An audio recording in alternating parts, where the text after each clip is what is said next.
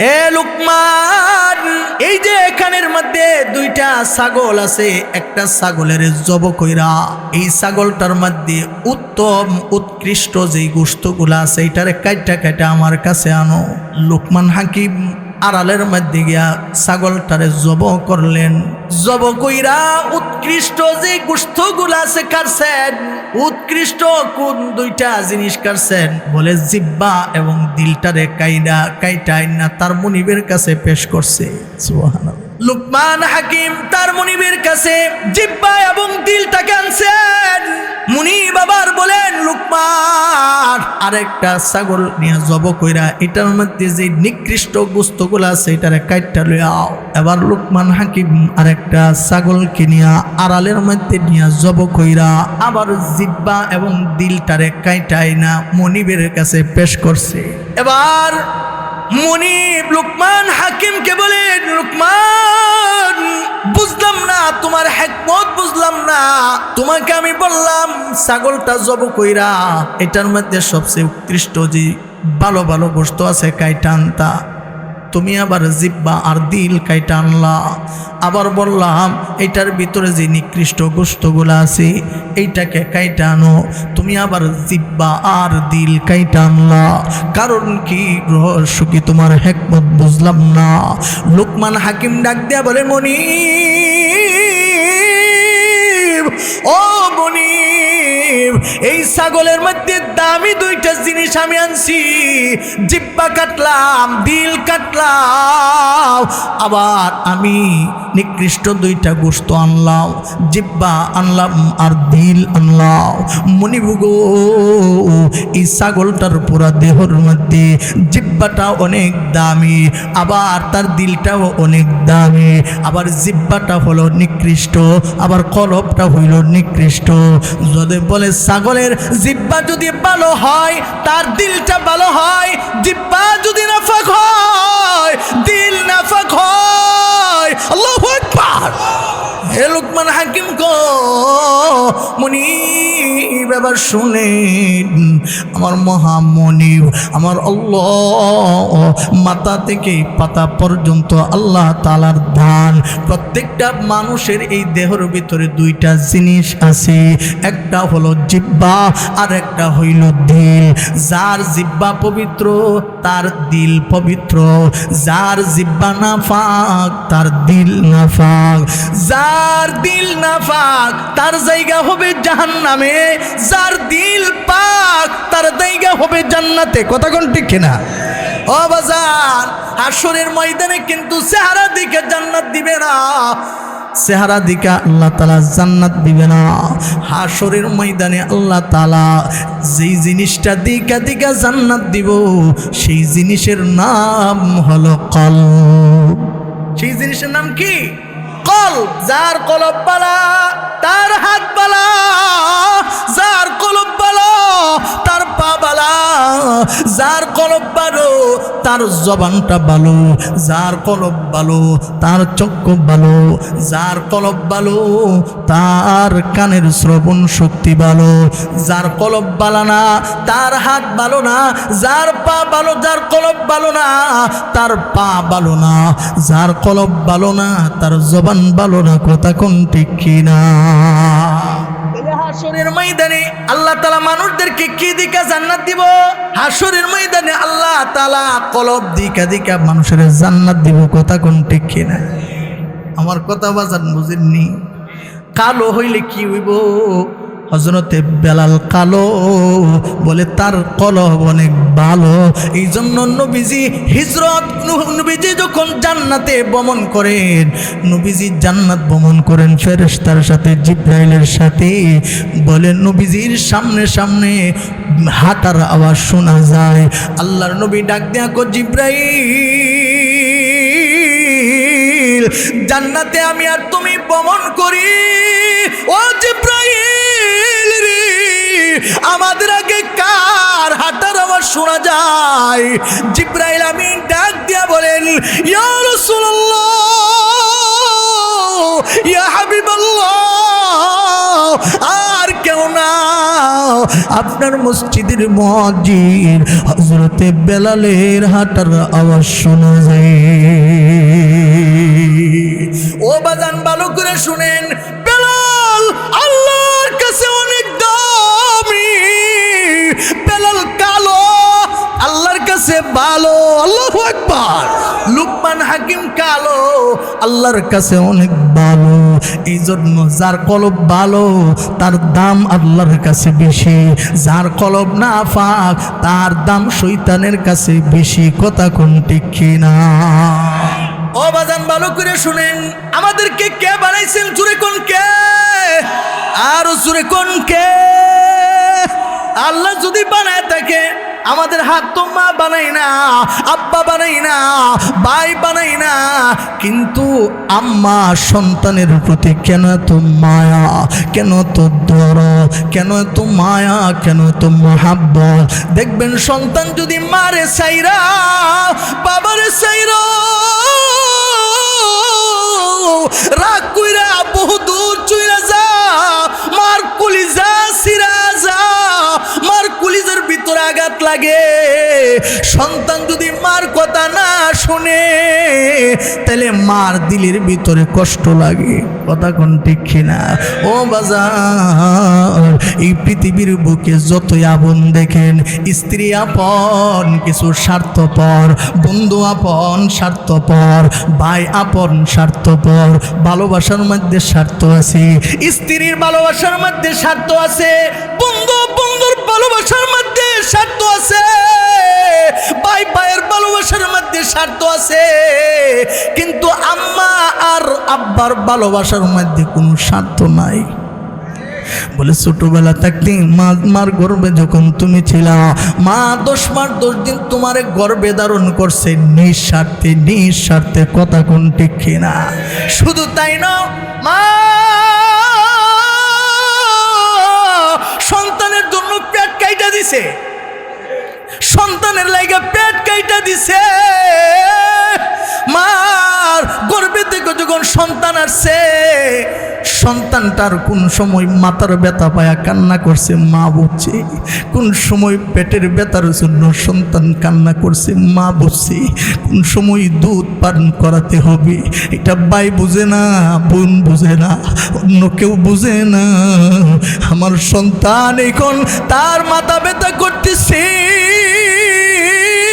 সন্তান হাউমাউ করে কাঁদছে। আল্লাহু আকবার। মা বুঝছে আমার সন্তান পেটের ব্যথার জন্য কাঁদে। মা কোন সময় সন্তানের খাবারের জন্য কাঁদে, এই শব্দটাও আমার মা বুঝছে। কথা কোন ঠিক কিনা? এই জন্য বাজান, সন্তানের প্রতি মার অনেক দরদ, অনেক মায়া। আল্লাহ কো বান্দা, ও বান্দা, মার গর্ভে তোরে কে ফালছে? তোর আম্মা তো পালে নাই, তোর হাত তোর আম্মা দেই নাই, তোর পা তোর আম্মা দেই নাই, তোকে তোর আম্মা বানাই নাও, তোর আব্বা বানাই নাও। আমি আল্লাহ মিন নুতফাতিন খালাকাহু ফাকদ্দারা। ও বান্দা, আমি আল্লাহ তোমার মার গর্ভেতে আমি এক ফোঁটা নাপাক পানি থেকে আমি আল্লাহ তোমারে বানাইছি। কথা কোন ঠিক কিনা? ও বান্দা, আমি আল্লাহ তাআলা তোমাকে নাপাক পানি থেকে রক্তে রূপান্তরিত করেছি।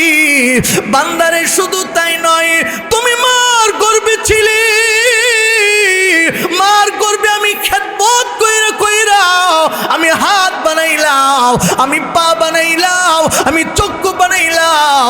ও বান্দা, তোমার চেহারাটা কত সুন্দর করে আমি বানাইলাম। এই সূরাতিন মাশাআ রাক্কাওয়া। এই চেহারা সুন্দর করে কে বানিয়েছেন? তাই নাই, আরো জোরে কোন কে বানাইছে? ও বাজান, আল্লাহ। জোরে কোন আল্লাহ। আমার পিছনের বাইরে জোরে কোন আল্লাহ। আরো মায়া করে ডাক দেন আল্লাহ, আরো মোহাব্বত লাগায় ডাক দেন আল্লাহ। সন্তানের প্রতি মার দরদ বেশি, আল্লাহ কো আমার মহব্বতটারে আমি 100 ভাগে ভাগ করলাম, 100 ভাগে ভাগ কইরা 99টা ভাগ আমি আল্লাহর কাছে আমার বন্দারে মায়ার লাগা রাখছি। আল্লাহু আকবার, জোরে কোন আল্লাহু আকবার। শুধু তাই নাই রে, একটা ভাগকে আমি আল্লাহ আবার 100 ভাগে ভাগ করছি, 99টা ভাগ আমি আমার হাবিবুল্লাহরে দান করছি। আল্লাহু আকবার। এই জন্য আমার হাবিবুল্লাহ উম্মতের প্রতি এত দরদ, এত মায়া, তায়েফের ময়দানে আমার হাবিবুল্লাহরে পাথর মাইরা মাইরা রক্তে রঙ্গিত করেছে। আমার হাবিবুল্লাহ উম্মতের জন্য বদদোয়া দেয় না, আমার হাবিবুল্লাহ উম্মতের পক্ষে আমি আল্লাহর সাথে কথা বলি। মুহতারাম হাজিরিন, 99 ভাগ আল্লাহ তাআলা হাবিবুল্লাহরে দিছেন, বলে আবার এই যে একটা ভাগ আছে, একটা ভাগ সন্তানের প্রতি মা মায়া করার লাগে মার দিলের ভিতরে দিছে। বাবা সন্তানের মায়া মহব্বত করার জন্য বাবার দিলের ভিতরে দিছে। ভাই ভাইয়ের প্রতি দরদ হওয়ার জন্য ভাইয়ের দিলের ভিতরে দিছে। স্বামী আর স্ত্রীর ভালোবাসা পাওয়ার জন্য আল্লাহ তাআলা একটা ভাগকে বন্টন করে দিয়েছেন। এবার সবার প্রশ্নের জবাব দেন, সবার থেকে মায়া করেন কে? আর জোরে কোন কে? আল্লাহ গো বান্দারে, ও বান্দা, তোর মা যদি একটা মহব্বত নিয়া তোর প্রতি এত দরদ হয়, মায়া হয়, ও বান্দা, তুমি তোমার মতো সন্তানের জন্য মা রাতের রাত ঘুম হারাম কইরা দেয়। মা সন্তানের প্রস্রাব পায়খানাগুলা পরিষ্কার করে এক ভাগ মায়া নিয়া মহব্বত নিয়া আমি আল্লাহর ভিতরে 99টা মহব্বত আমি আল্লাহ আমার বান্দারে মায়ার জন্য, আমার বান্দারে মহব্বত করার লাগা আমি আল্লাহ 99 মহব্বত রাখছি। আল্লাহু আকবার। ও বান্দা, আমি আল্লাহ তোমার হাত দিলাম, পা দিলাম, আমি আল্লাহ তোমার অঙ্গ প্রত্যঙ্গ দিলাম। ও বান্দা, যেই জবানটা দিয়া তুমি তোমার আম্মারে ডাক দেও, যেই জবানটা দিয়া তুমি তোমার আব্বারে ডাক দাও, যেই জবানটা দিয়া তোমার বন্ধুরে বন্ধু বলে ডাক দাও, যেই জবান দিয়া তোমার স্ত্রীর সাথে কথা কইলা মজা নেও, তুমি তোমার সন্তানকে কথা বইলা বইলা মজা নেও। ও বান্দা, এই জবানটা আমি আল্লাহ বানাইছি। তোমার আম্মারে ডাক দেওয়ার সুবিধা নাই, তোমার বন্ধুরে তুমি ডাক দেওয়ার সুবিধা নাই। আমি আল্লাহ যে সুন্দর করে বানাইলাম, তোমার জবানটার দিকে আমি আল্লাহ কুদরতি নজর দিয়া তাকায়া থাকি। কোন সময় তুমি আমি আল্লাহরে আল্লাহ বইলা ডাক দিবা, আমি আল্লাহ একবার ডাক দিবা 70 বার জবাব দেওয়ার জন্য তৈয়ার হয়ে থাকি। আলাম নাজআল লাহু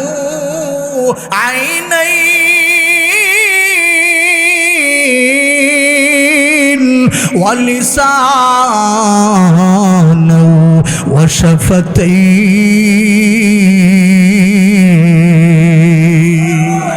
জবান কে দিছেন? জবান কে দিছেন? জোরে কোন জবান কে দিছেন? চক্ষু দিলেন আল্লাহ, জবান দিলেন আল্লাহ, অঙ্গ প্রত্যঙ্গ দিয়া ইবাদত হইব কার? আর জোরে কোন কার? মা যদি সন্তানকে মায়া করে রাতের রাত না ঘুমাইতে পারে, আল্লাহ কো বান্দা আমি তোর লাইগা ঘুমাই না। আল্লাহু আকবার, জোরে কোন আল্লাহু লা ইলাহা ইল্লা হুয়াল হাইয়ুল কাইয়্যুম লা তাখুযুহু সিনাতুন ওয়ালা নাওম। মূসা নবী একদিন আল্লাহকে ডাক দিয়ে বলেন, আল্লাহ ও রব, আপনি ঘুমান না কি রে? কষ্ট হইতেছে আপনারা? চলবো? আল্লাহু আকবার জোরে কর, আর জোরে আল্লাহু আকবার। সবাই এখনো কইছেন আল্লাহু আকবার জোরে কর। আরে মিয়া, আল্লাহু আকবার অর্থ হইল আল্লাহ সবার বড়। আল্লাহরে বড় বানায় দিলে আল্লাহ কো বান্দা তোমারও আমি বড় বানায় দিব। জমিনে আমারে বড় বানাইবা, আমি আল্লাহ ফেরেশতাদের সামনে তোমার আলোচনা করে তোমারে বড় বানায় দিব। আল্লাহু আকবার। আর আল্লাহু আকবার শব্দটা কি আজকে আমাদের কাছে নতুন কথা বলে? আজকে কি নতুন না ফুরা? আরে মিয়া, যেদিন মার গর্ভে থেকে দুনিয়াতে পড়ছি ওই দিনে তো একজন মুয়াজ্জিন এক কানে আজান আরেক কানে ইকামত দিয়েছে, কথা কয় না? এখনো আছে আলহামদুলিল্লাহ। 64টা জেলার মধ্যে ঘুরে ঘুরে দেখছি প্রত্যেকটা তেল পাম্প পেট্রোল পাম্পে প্রতিদিন 5 বার আল্লাহু আকবারের ধ্বনির আওয়াজ আসে। আমরা যখন ঘুরি প্রত্যেকটা তেল পাম্প পেট্রোল পাম্পের মধ্যে আজানের ধ্বনি হয়, 5 ওয়াক্ত নামাজ হয়, তো বোঝা যায় এই দেশ মুসলমানের দেশ, এই দেশ মুসলমানের দেশ, এই দেশ আল্লাহ ওয়ালাদের দেশ, কথা কোন ঠিক না? এই দেশ মুমিন মুসলমানের দেশ। আল্লাহু আকবার শব্দটার ভিতর আলাদা একটা পাওয়ার আছে। এই বাংলার জমিনে যখন সর্বপ্রথম হযরতে শাহজালাল ইয়ামানি রহমাতুল্লাহি আলাইহি, হযরতে শাহপরান ইয়ামানি রহমাতুল্লাহি আলাইহি সর্বপ্রথম যখন জবানে স্লোগান দিয়েছেন আল্লাহু আকবার, আল্লাহু আকবার, আল্লাহু আকবার বলেছেন, আল্লাহু আকবার ধ্বনির ভিতরে রবের পক্ষ থেকে এমন জজবা দিয়েছে গণ গোবিন্দ তরিকা ভেঙ্গে চুরমার হয়ে গিয়েছে। আল্লাহু আকবার। এই আল্লাহু আকবার ধ্বনির পাওয়ার এখনো আছে না নাই? আর জোরে কোন আছে না নাই? হযরতে বেলালের হাতের মধ্যে ফেরাক মারছে, পায়ের মধ্যে ফেরাক মারছে, জিব্বা টান দিয়া ফেরাক মেরে দিয়েছে। তারপর বেলাল কো আহাদ আহাদ আহাদ, আমার আল্লাহ হলেন একজন। বেলালের মা পিছন দিক দিয়ে ডাক দেখো, বেলাল তোমার হাতে ফেরাক মারছে, পায়ে ফেরাক মারছে, জিব্বার মধ্যে টান দিয়া ফেরাক মেরে দিছে, রক্তগুলা টপ টপ করে ফুটতেছে। ও বেলাল, অল্প সময়ের জন্য কি আহাদ নামের শব্দটা একটু বিরত রাখা যায় না? বেলাল ডাক দেখো, মা এতদিন পর্যন্ত রবেরে ডাকছি, আজকে আমার হাতে ফেরাক মারছে, পায়ে ফেরাক মারছে, জিব্বার মধ্যে টান দিয়ে যখন উমাইয়া ফেরাক মেরে দিয়েছে, ফেরাকগুলা জিব্বা নিয়া আহাত আহাত বললে মন সাক্ষী দে রবের পক্ষ থেকে প্রত্যেকটা ডাকে ডাকে সারা দিতে আছে। আল্লাহু আকবার। যেন মুহতারাম হাজিরিন, রবকে ডাকতে হইব কলজা দিয়া, রবকে মানতে হইব হযরতে বেলালের মতন, হযরতে আবু বকরের মতন, হযরতে উমরের মতন, কথা কোন ঠিক না? এই দিলের ভিতরে তাকওয়া ঢুকাইতে হইব। কি ঢুকাইতে হইব? তাকওয়া। তাকওয়া কি এটা তো জানি না। তাকওয়া অর্থ আল্লাহর ভয় ঢুকাইতে হইব। যেই কলবের ভিতরে তাকওয়া আছে, তো ওই হাত, এই কলব বলা দেহ নিরাপত্তা, হাত নিরাপত্তা, পা নিরাপত্তা, চক্ষু নিরাপত্তা। যেই কলবের ভিতরে তাকওয়া আছে, ওই হাত দিয়া গুনাহ হবে না, পা দিয়া গুনাহ হবে না, চক্ষু দিয়া গুনাহ হবে না, জবান দিয়া গুনাহ হবে না। সেই কলবে নেক আমল করতে বলো ভালো লাগবে, কথা কোন ঠিক না? এই জন্য মুহতারাম হাজিরিন, দিলের ভিতরে আল্লাহর ভয় ঢুকাইতে হইব। কি ঢুকাইতে হইব? ভয় ঢুকাইতে। মুসা নবী কো, আল্লাহ আপনি ঘুমান না কিরে? আল্লাহ তাআলা বলেন, আমি 2 কারণে ঘুমাই না। সুবহানাল্লাহ জোরে কোন। 2 কারণে আমি আল্লাহ ঘুমাই না।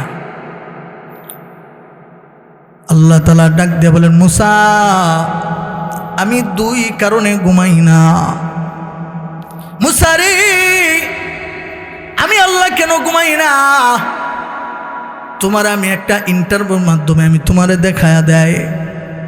আল্লাহ কো, মুসা তোমার 2 হাতে 2টা গ্লাস ভর্তি পানি দিলাম, এই পানিটা নিয়ে তুমি দাঁড়ায়া থাকো। রাত্র যখন হয়েছে, ঘুম চলে আসছে, হাতে দিকা গ্লাসগুলা পয়রা বাইঙ্গা সুরমারো হয়ে গেছে। আল্লাহ তাআলা দেখছিনি, মুসারা ডাক দেখো, মুসা আমার গ্লাস কয়? বলে, আল্লাহ গ্লাস তো পয়রা বাইঙ্গা সুরমারো হয়ে গেছে। আল্লাহ তাআলা মুসা নবীর ডাক দিয়ে বলেন, মুসা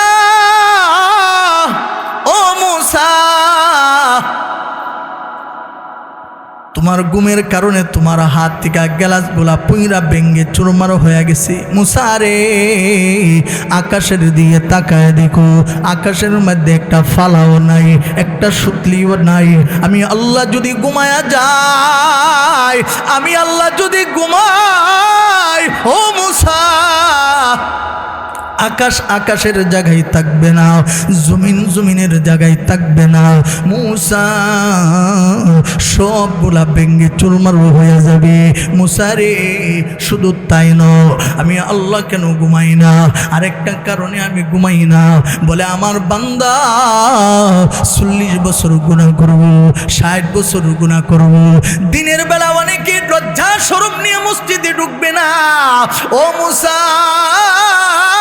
আমার কোন গুনাহগার বান্দা যদি 60 বছরের গুনাহ লইয়া, 70 বছরের গুনাহ লইয়া কোন সময় যদি গভীর রজনীতে আমার বাদলাটা যদি ওইটা যদি আমি মহামনিবের কদমে সেজদা দিয়া যদি আমি আল্লাহকে ডাক দেয়, আমার বান্দার ডাকটা কে শুনব? আমি আমার বান্দারে মাফ করার লাইগা রাত্রে ঘুমাই না। আমার বান্দার এত ভালোবাসি, আমার বান্দা যদি একটা ভালো করে আমার ডাক দে, আমি আল্লাহ তার ডাকে সাড়া দিয়া দিব। সবাই ডাক দেন আল্লাহ, আরো মোহাব্বত করে ডাক দেন আল্লাহ। ও বাজারে বার কান লাগায় শুনেন, মন লাগায় শুনেন, আল্লাহকে একটা ডাক দিলে আল্লাহ কেমন খুশি হয়ে যান। মা বাবার হারানো সন্তান যদি আইসা গইরা পিরা যদি মারে আম্মা কইরা ডাক দি, বেতা আর দিলের ভিতরে থাকে না। 10 মাস 10 দিন মা সন্তানটাকে গর্ভে নিয়েছে, পেট কাইটা সন্তানটাকে দুনিয়াতে আগমন করছেন, বলে আম্মা কইরা ডাক দেওয়ার সাথে সাথে 10 মাস 10 দিনের কষ্ট ফানি হয়ে যায়। কথা কোন ঠিক কিনা? ও বাজার, আমরা যারা মাহফিলের মধ্যে আসছি, আল্লাহ আল্লাহ কইয়া ডাকতেছি, আল্লাহর নবী বলেন আখলিস দীনাকা ইয়াকফিকাল আমালুল কলিল।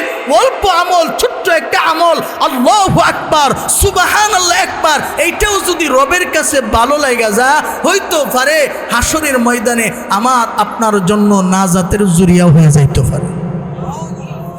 দরকার আছে না বাজার? এই মজমার মধ্যে এমন কেউ আছেন বলতে পারবেন যে হুজুর আমার জীবনের গুনাহ নাই, এই জন্য তওবা করতে হবে, এই মুহূর্তে তওবা করবো? কোন সময় তওবা করতে হইব?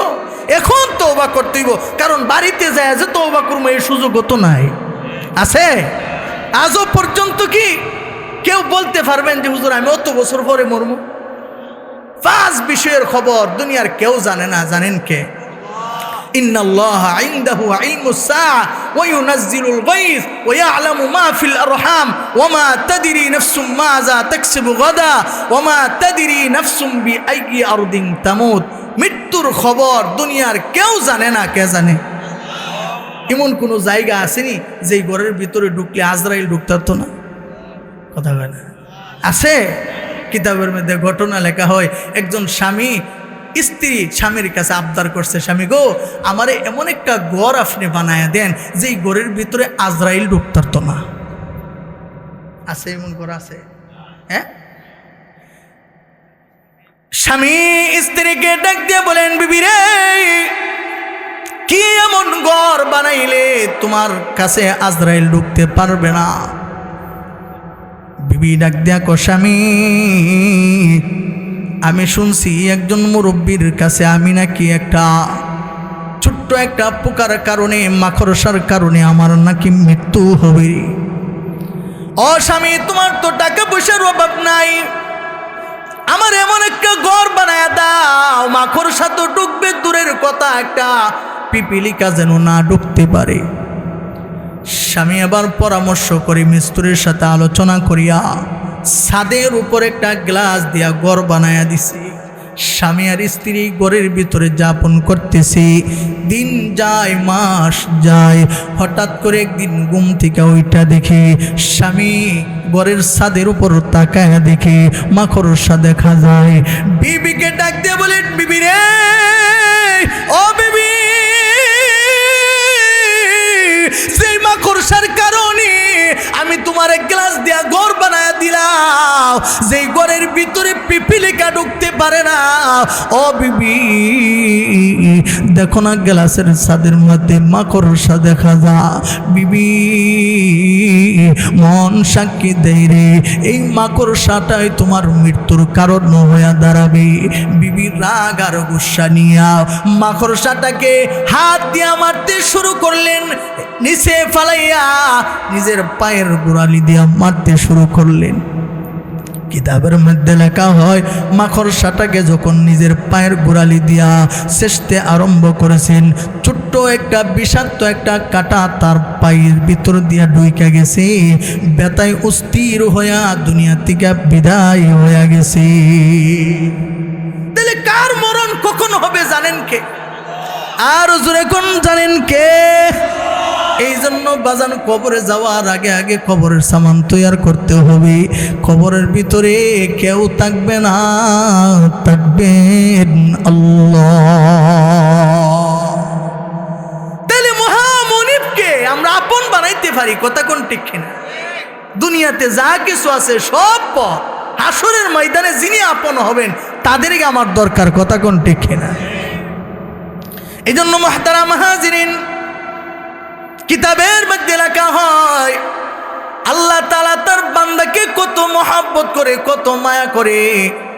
মূসা নবীর জমানায় এলাকাবাসী একটা যুবককে হাতে বান্ধা পায়ে বান্ধা, হাতের মধ্যে রশি লাগাইছে, পায়ের মধ্যে রশি লাগাইছে। বলে যুবকটা এলাকার মধ্যে ভালো না, মদ খা, জুয়া করে, চুরিচারি করে, হাত পাও বান্ধা এলাকার মানুষ তারে জঙ্গলের মধ্যে ফালাই দিছে। এমন আছে না এলাকার মধ্যে? হাতের মধ্যে রশি দিয়া, পায়ের মধ্যে রশি দিয়া জঙ্গলার মধ্যে যুবকটারে ফালাই দিয়েছে। মানুষ যদি একদিন দুই দিন না খান এমনিতে দুর্বল হয়ে যা, কথা কয় না? একদিন দুই দিন তিন দিন না খেলে মানুষ দুর্বল হয়ে যা।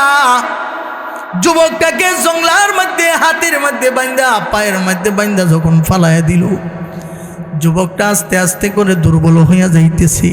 আই রে, হঠাৎ করে যেন প্রাণ পাখিটা বের হইয়া যাবে।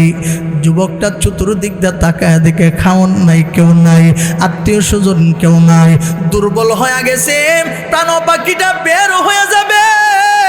হঠাৎ করে আকাশের দিকে তাকাইছি, মহামনিবকে আল্লাহ আল্লাহ আল্লাহ আল্লাহ বইলা ডাক দেখ, আল্লাহ আমি এলাকার মানুষের কাছে হইলাম অপরাধী, আমার পাপের অভাব নাই। এলাকার মানুষ অসন্তুষ্ট হইয়া আমার হাতের মধ্যে দড়ি দিছে, আমার পায়ের মধ্যে রশি লাগাইছে। আল্লাহ আমার জঙ্গলের মধ্যে ফেলাই দিয়েছে।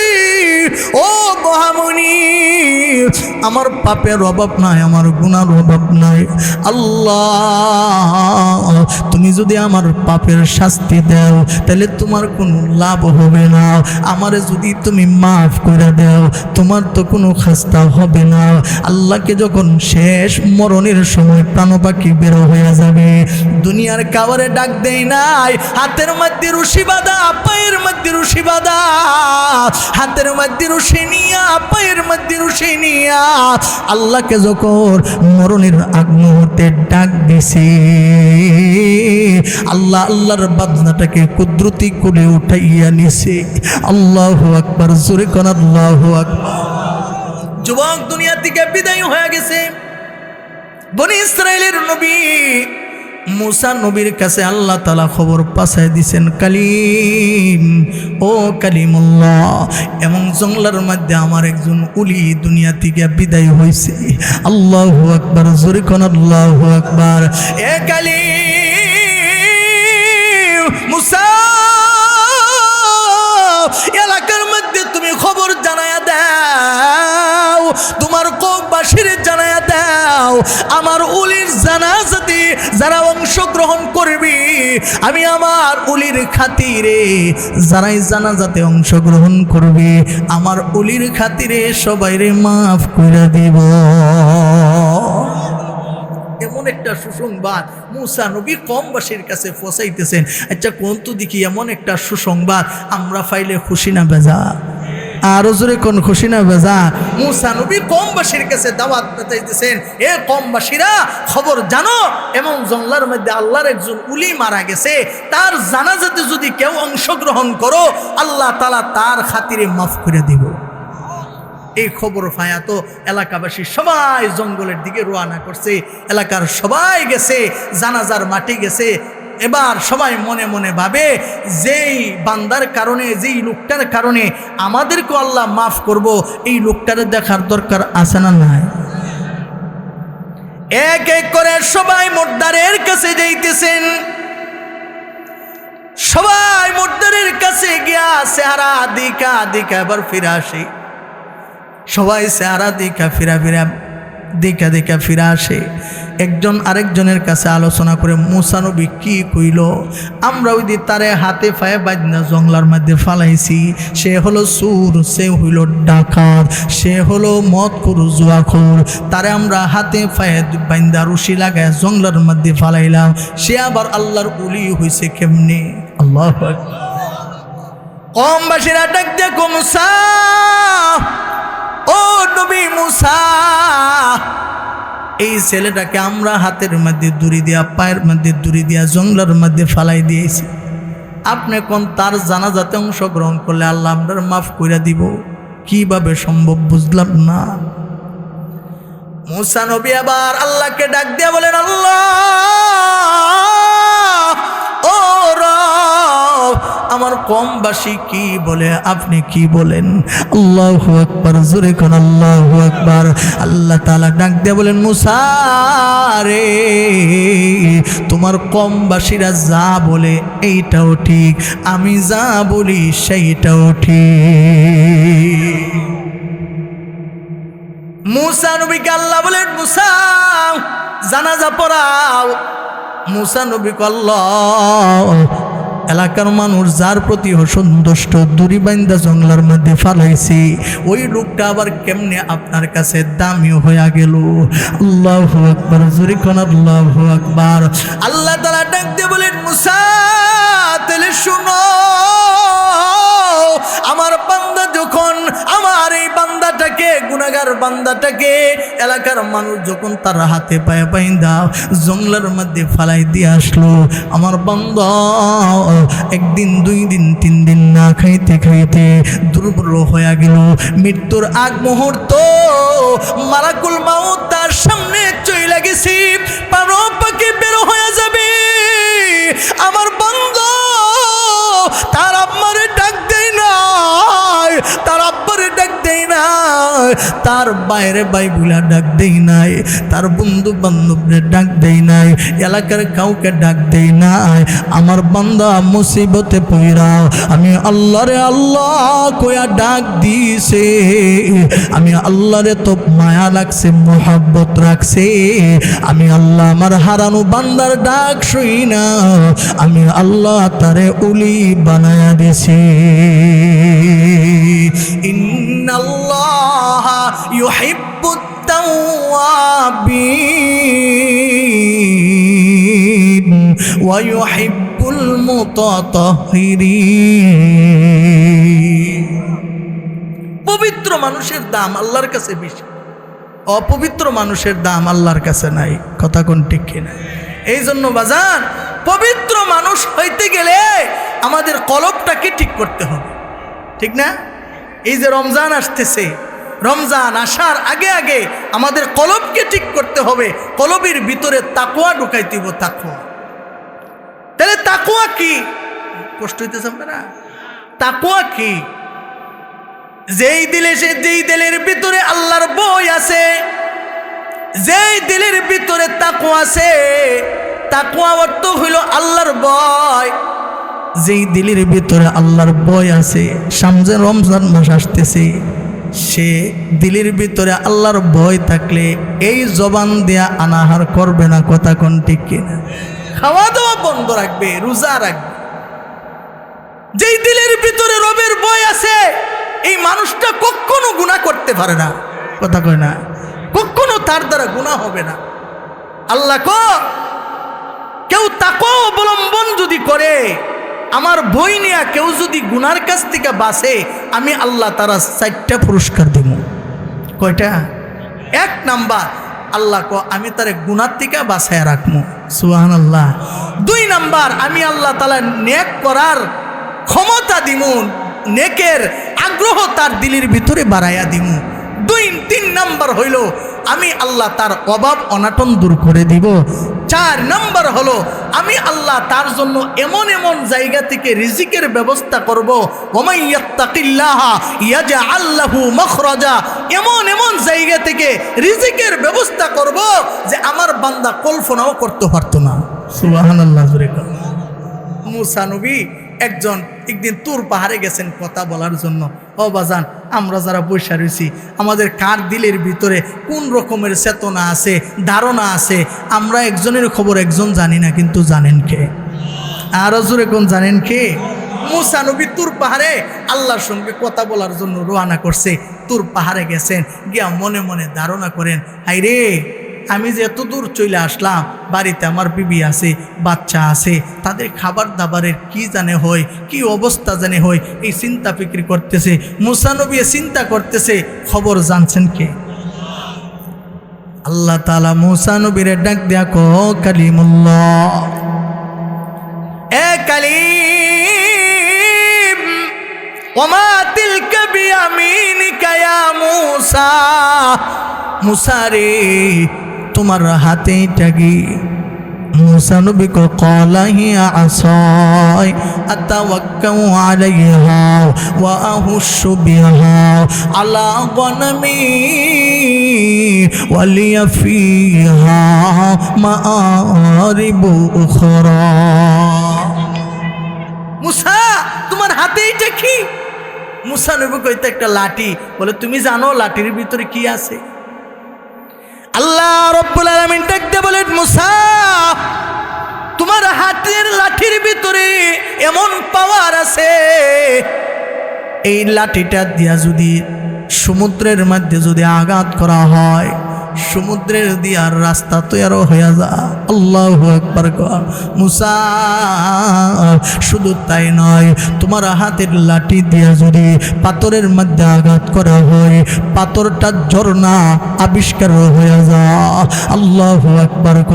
মুসা রে, তোমার হাতের লাঠি মাঝে মধ্যে সাফ হয়ে যা। মুসা, তোমার হাতের লাঠিটা দিয়া জমিনের মধ্যে আঘাত করো। একটু মনোযোগ দিয়া বাজান শুনবেন, আমাদেরকে বানিয়েছেন কে? রিজিকের মালিক কে? সুস্থতার মালিক কে? আল্লাহ। মুসা, তোমার হাতের লাঠিটা দিয়া জমিনের মধ্যে আঘাত করো। আল্লাহর নবী মুসা জমিনে আঘাত করছেন, হাতের লাঠিটা আঘাত করার সাথে সাথে একটা পাথরের উপর আঘাত পড়লো। মুসা নবী দেখেন পাথরটা 2 খণ্ড হয়ে গেছে, ওই পাথরের ভিতর থেকে আর একটা পাথর বের হয়েছে। আল্লাহু আকবার। জোরে কোন আল্লাহু আকবার। মুসা নবী ডাক দিয়ে বলেন, রব আল্লাহ, এখন আমি কি করব? আল্লাহ ডাক দিয়ে বলেন, মুসা, দ্বিতীয় পাথরের মধ্যে তুমি আঘাত করো।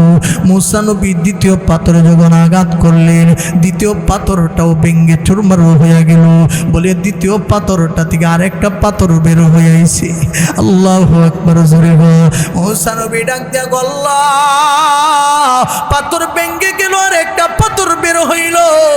আল্লাহ ডাক দিয়ে বলেন, ও মুসা, তৃতীয় পাথরের মধ্যে তুমি আঘাত করো। মুসা নবী যখন তৃতীয় পাথরের মধ্যে আঘাত করলো, মুসা নবী দেখতে পায় তৃতীয় পাথরের ভিতর থেকে ছোট্ট একটা পোকা বের হয়েছে। আল্লাহু আকবার। মুসা নবী সুবহানাল্লাহ বলছে। আল্লাহ ডাক দেখো, মুসা আর সাজ্জর কি দেখছো? পোকাটার কাছে তোমার কানটা একটু লাগায় দেখো পোকা কি বলে। আল্লাহু আকবার, আল্লাহু আকবার। মুসা নবীর কানটা যখন পোকার কাছে নিল, শুনতে পাই রে এই পোকার জবান থেকে আল্লাহ আল্লাহর নামের জিকিরের ধ্বনি আসতেছে। শুধু তাই নয়,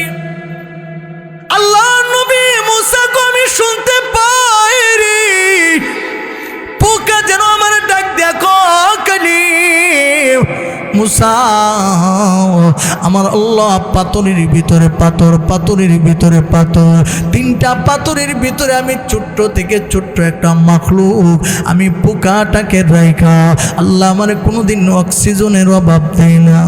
আল্লাহু আকবার জোরে গো মুসা,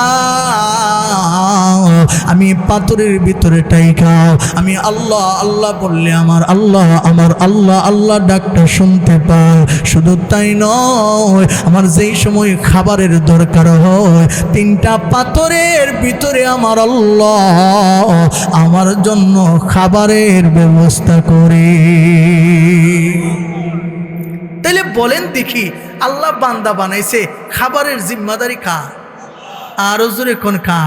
আল্লাহ কো দিলের ভিতরে ভয় রাখো, ভয়, আমি আল্লাহকে ভয় কইরা কইরা গুনার কাছ থেকে বাঁচাও, চারটা পুরস্কার দিমু, এর ভিতরে একটা হইল আমি আল্লাহ তোমারে কোথায় থেকে যে রিজিক দিমু তুমি কল্পনাও করতে পারবা না। ও বাজান, দুনিয়াতে কেউ যদি একটা নেক করে আল্লাহ তাআলা দুনিয়াতে তারে একটা দেয় না, বলে তার আমল নামার মধ্যে 10টা নেক লেখা হয়। এই তো রমজান তো আসতেছে, নেক করবেন একটা, আমল নামার মধ্যে সওয়াব হবে 70টা, ঠিক না? যদি কেউ এক খতম কোরআন শরীফ পড়ে তার আমল নামার মধ্যে 70 খতমের সওয়াব হবে। আর রমজান ছাড়া কেউ যদি একটা নেক কাজ করে, বলে একটা দেয় না, আল্লাহর পক্ষ থেকে 10টা দেয়। যেমন নবীজি গেছেন, মেরাজে গেছেন, নামাজ ছিল কয় ওয়াক্ত? 50 ওয়াক্ত, কিন্তু নবীজি 5 ওয়াক্ত নিয়ে আসছে। একজন ঘোষণা করেন, আখিরি জামানার নবী গো, উম্মতদেরকে জানিয়ে দেন যদি নামাজ 5 ওয়াক্ত পড়ে আল্লাহর পক্ষ থেকে 5 ওয়াক্তের সওয়াব দিত না, 50 ওয়াক্তের সওয়াব দিব। তাহলে আমরা যে এখন আল্লাহ বলতেছি, সুবহানাল্লাহ বলতেছি, একবার বলতেছি, সওয়াব হইতেছে কয়টা? কিরামান কাতিবিন 2 জন আছে, 10টা লিখতেছে। কেউ যদি নেকের নিয়ত করে তারপরও সওয়াব লেখে, আর কেউ যদি গুনার নিয়ত করে, গুনাহটা যতক্ষণ পর্যন্ত না করছে ততক্ষণ ফেরেশতা লেখার অনুমতি নাই। কথা হয় না? এই জন্য বাজার, কবরে যাওয়ার আগে আগে কবরের কিছু মাল সামান তৈয়ার দরকার আছে না নাই? ব্যবসায়িক ভাইদের ব্যবসার সিজন আছে, আলহামদুলিল্লাহ আমরারও সিজন। এই যে শাবান মাস, রমজান মাস আমরা সামনে আসতেছে, ইনশাল্লাহ আমরাও নেক উপার্জন করার জন্য তৈয়ার হয়ে যাব ইনশাল্লাহ। কথা কোন ঠিক কিনা? আল্লাহ কবুল করে, আমিন কর। হযরত আলী রাদিয়াল্লাহু তাআলা যে একটা নেক করলে যে 10টা দে, কইতাম নেই জোরে কয়টা? হযরত আলী রাদিয়াল্লাহু তাআলা একদিন বসে রইছে, একজন ভিক্ষুক আইছে, আলী আমারে কিছু দেন। সুবহানাল্লাহ কর। সাহাবায়ে কেরাম না থাকলেও দেওয়ার চেষ্টা করে। হযরত হুসাইন রাদিয়াল্লাহু তাআলা ডাক দিয়া কো, হুসাইন যাও, তোমার আম্মার কাছে আমি 6 দিরহাম দিয়েছি। কয় দিরহাম? 6 দিরহাম দিয়েছি, তোমার আম্মারে কইবা 1 দিরহাম যেন দিয়া দে। সুবহানাল্লাহ।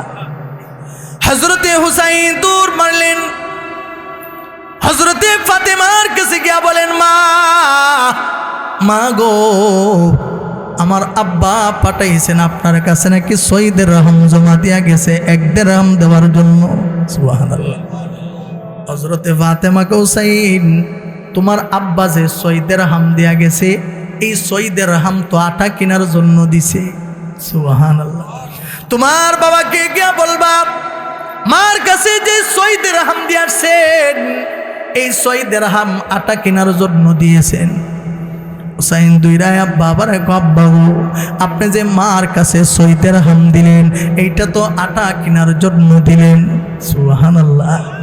হযরতে আলী রাদিয়াল্লাহু তাআলা মনে মনে ভাবেন, আল্লাহর কাছে আমানত দিলে লাভ না খাস্তা।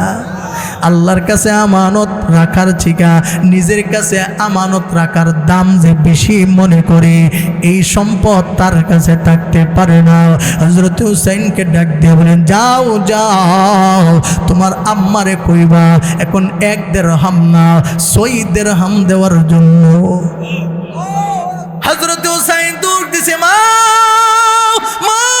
গো, বাবা 1 দিরহামের কথা বলে না, মা এখন 6 দিরহাম দিরহামের কথা বাবা বলছি।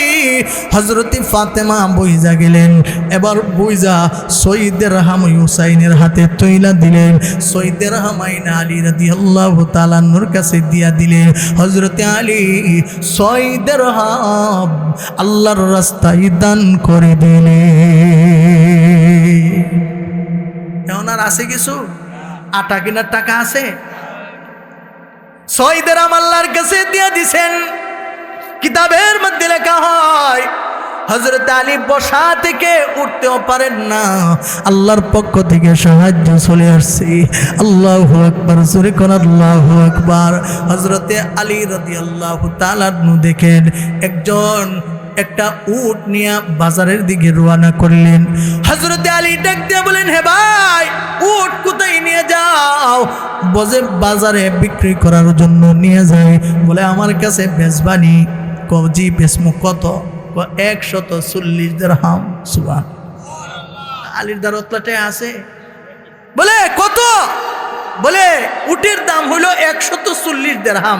ঠিক আছে, এখানে বাইন্দা রাখো, কিছুক্ষণ পর কিছুদিন পর আমি ব্যবস্থা করে তোমারে দিয়া দেবো।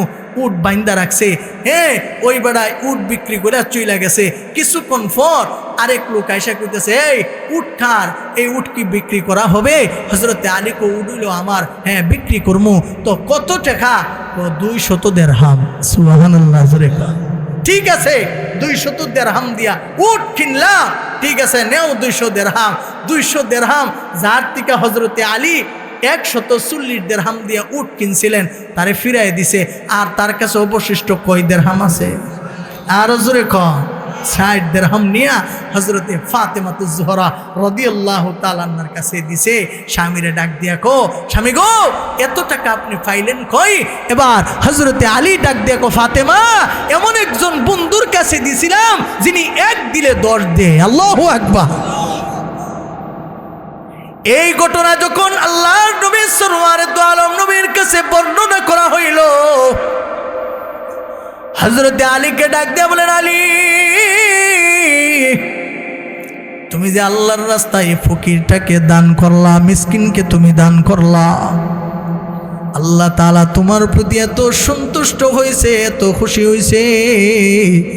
আল্লাহর পক্ষ থেকে তোমার কাছে গাইবে খাজানা থেকে সাহায্য আসছে। বলে তুমি জানো যে উট আনছিল শেখে, যার কাছ থেকে উট তুমি কিনলা শেখে? আলী কই, ইয়া রাসূলুল্লাহ, আমি জানি না। বলে যার কাছ থেকে কিনলা শেখে? ইয়া রাসূলুল্লাহ, আমি জানি না। আল্লাহর নবী ডাক দিয়া বলেন, আলী, যার কাছ থেকে উট কিনলা সেও একজন ফেরেশতা, যার কাছ থেকে উট তুমি বিক্রি করলা সেও একজন ফেরেশতা।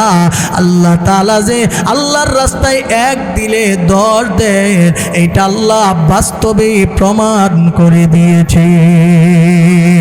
রহমতে আলম নবী, নবী দু জাহান, সাহাবীরা আতর লাগা ওই নবীজির গান বলো না, সাহাবীরা আতর লাগা ওই নবীজির গান। কথা কোন ঠিক কিনা? কে কে নবীজিকে ভালোবাসি হাতটা তুইলা আল্লাহরে দেখায় দেন। ও বাজান, নবীজির সবাই স্বপ্ন দেখতে চাইনি, আর জোরে কোন চাইনি? আল্লাহ কবুল করে সকলে বলুন আমিন। নবী তোমায় আমরা ভালোবাসি, নবী তোমায় আমরা ভালোবাসি, তাই তো সবাই তোমার প্রেমে পাগল হয়েছি, তাই তো সবাই তোমার প্রেমে, মাশাআল্লাহ, তাই তো সবাই তোমার প্রেমে। কানে শুনেছি নবী, চোখে দেখি নাই, আমরা সবাই তোমার উম্মত, তোমায় দেখতে চাই। নবী দেখা দাও আমায়, সবাই নবী দেখতে চায়। দেখা দাও আমায়, সবাই নবী দেখতে চায়। তোমায় দেখে মুদের হৃদয় শীতল করতে চায়, তোমায় দেখে মুদের মুমিনদের হৃদয় শীতল করতে চাই বলো না রহমতে আলম নবী নবী দুজাহান সাহাবীরা আতর লাগা ওই নবীজির ঘাম বলো না সাহাবীরা আতর লাগা মাশাআল্লাহ উস্তনে হান্নানা ছিল খেজুর গাছের নাম যাকে ধরে খুতবা দিতেন রাসূল আকরাম নবীর বিরহে গাছ কান্দিতে রহে নবীর বিরহে গাছ কান্দিতে রহে অবাক হয়ে দেখলেন সব সাহাবায়ে আকরাম বলো না রহমতে আল্লাহ নবী নবী দুজাহান সাহাবীরা আতর লাগা ওই নবীজির ঘাম বলো না সাহাবীরা আতর লাগা মাশাআল্লাহ সাহাবীরা আতর লাগা জানো মানুষ কেমন ছিল আমার নবীজি যাহার পাগল চন্দ্র সূর্য তারকারাজি আল্লাহু আকবার জানো মানুষ কেমন ছিল আমার নবীজি যাহার পাগল চন্দ্র সূর্য তারকারাজি তোমরা আরো শুনবানি সুন্দর কাহিনী আরো শুনবানি সুন্দর কাহিনী জান্নাতের রুমে রুমে লেখা নবীর নাম আল্লাহু আকবার জোরে কর জান্নাতের রুমে রুমে লেখা নবীর নাম বলো না রহমতে আলম নবী নবী দুজাহান সাহাবীরা আতর লাগা ওই নবীজির ঘাম বলো না সাহাবীরা আতর লাগা আমরা নবীজির সবাই দেখতে চাইনি আরে মিয়া আবু জাহেল নবীজিরে দেখছে কিন্তু সাহাবী হই নাই হযরতে ওমর নবীজিরে দেখছে ইমানের শহীদ সাহাবী হইছে হযরতে বেলাল নবীজিরে দেখছে বলে সাহাবী হইছে কথা কোন ঠিক কিনা আমরা এখনো নবীজিরে দেখতে পাই নাই ও বাজান উনি কি সোনার মদিনা গেছে খানায় কাবা তো মিয়ালি নামাজের মুসল্লাই দেখেন খানায় কাবা এবার নিজের চোখ দিয়া দেখতে ইচ্ছা করেন ইনশাআল্লাহ আল্লাহ সবাইরে কবুল করে আমিন কর এমন একটা আমল আছে যে আমলটা যদি কেউ যদি করতে পারেন হয়তো পারে রাত্রির বেলা নবীজি স্বপ্নের যুগে দেখাইতেও পারে